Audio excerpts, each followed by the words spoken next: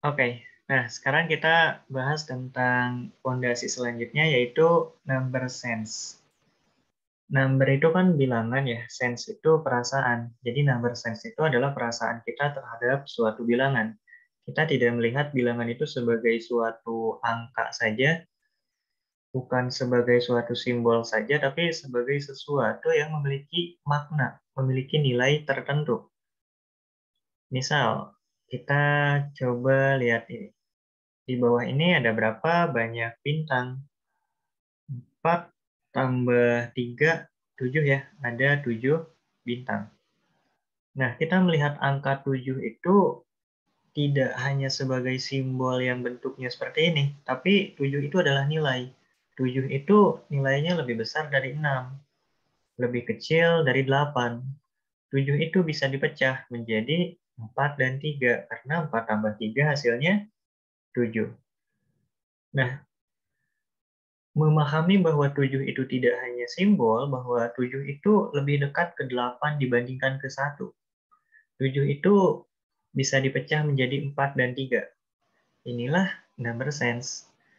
Nanti tentu ada manfaat kalau misalnya kita bisa melihat bilangan dengan lebih mendalam gitu, bukan hanya sebagai simbol, tapi sebagai sesuatu yang memiliki nilai dan makna.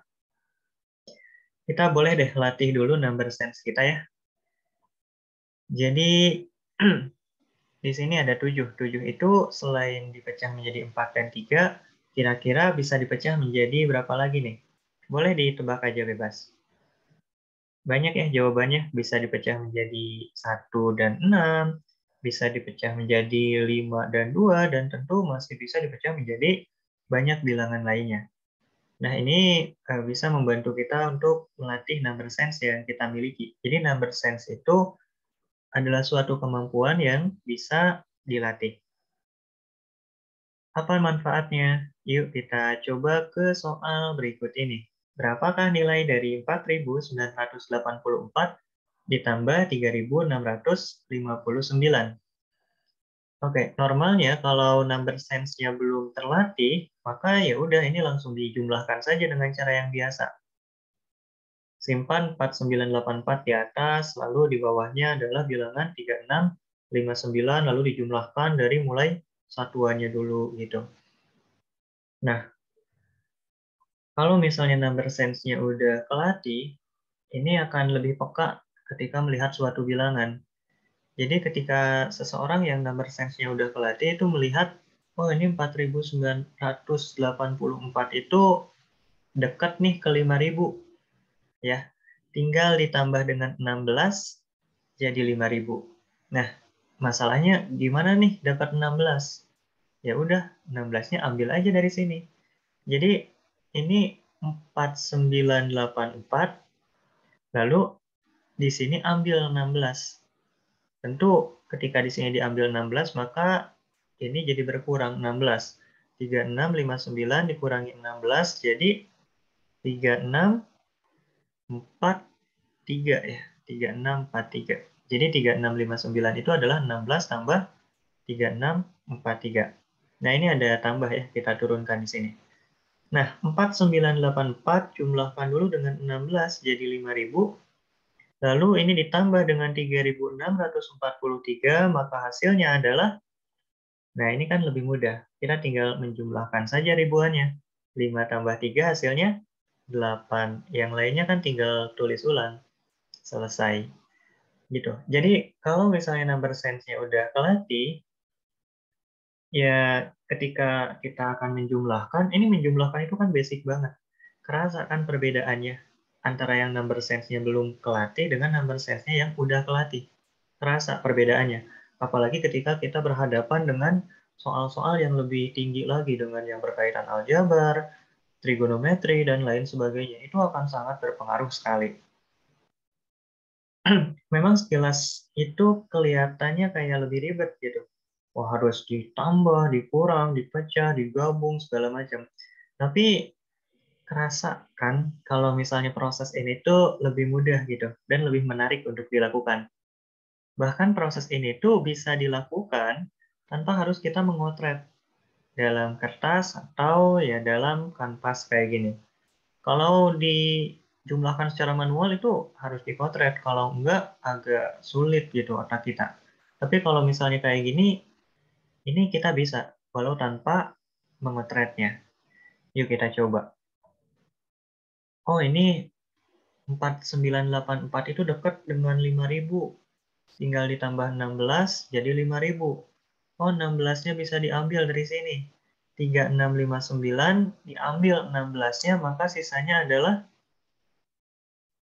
3643. 16 tadi bergabung menjadi 5000. 5000 tambah 3643 jadi 8643. Yaitu kita bisa dapat jawabannya tanpa harus memotretnya. Oke, kita coba next deh ke soal selanjutnya. Berapakah nilai dari 1 tambah 2 tambah 3 sampai tambah 100?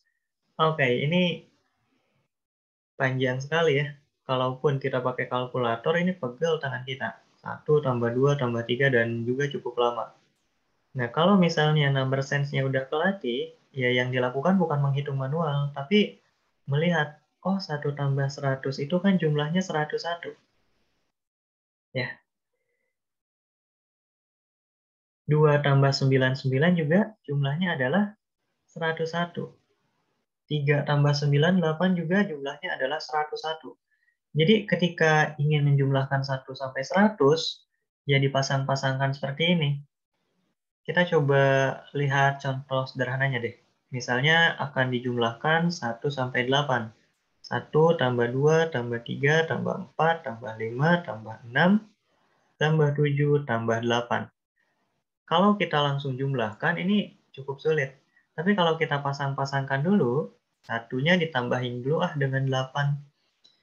2-nya dengan 7 dulu dijumlahkannya. 3 dengan 6, 4 dengan 5. Ini kan semua jumlahnya 9 ya. 1 tambah 8 itu jumlahnya 9. 2 tambah 7 juga 9. 3 tambah 6 hasilnya 9. 4 tambah 5 pun juga 9. 9 kali 4 hasilnya 36. Ya lebih simpel daripada harus menjumlahkan langsung dari awal. 1 tambah 2 hasilnya 3, tambah 3 jadi 6, tambah 4 jadi 10, dan seterusnya. Itu agak kurang ya, lebih enak itu mempasangkan lalu menjumlahkannya. Nah, kita lihat di sini kalau bilangannya ada 8, lalu kita pasangkan dua bilangan, maka tentu akan terbentuk 4 pasang. Dan kebetulan ini keempat pasang itu jumlahnya sama semuanya. Jadi tinggal ya jumlahnya itu dikalikan dengan banyaknya. Nah, ini pun sama. 1 tambah 2 tambah 3 sampai tambah 100 itu ada 100 bilangan. Ya kalau misalnya kita pasangkan dua bilangan, maka akan ada 50 pasang bilangan. Dan kita bisa lihat ya bahwa 50 pasang bilangan itu sama jumlahnya yaitu 101. Jadi 1 tambah 2 tambah 3 sampai tambah 100 itu sama seperti 101 tambah 101 tambah 101 terus ya.